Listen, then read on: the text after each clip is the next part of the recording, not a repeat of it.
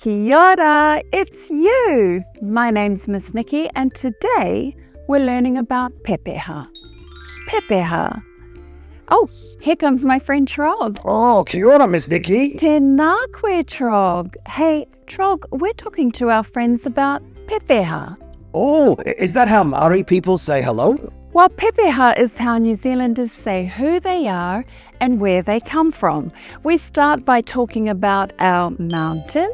We talk about a special river, lake or sea. We talk about the boat that our ancestors arrived on when they came to Aotearoa.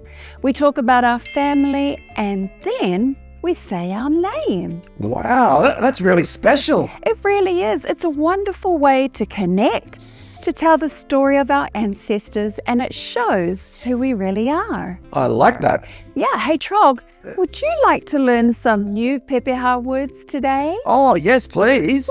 Great, let's go.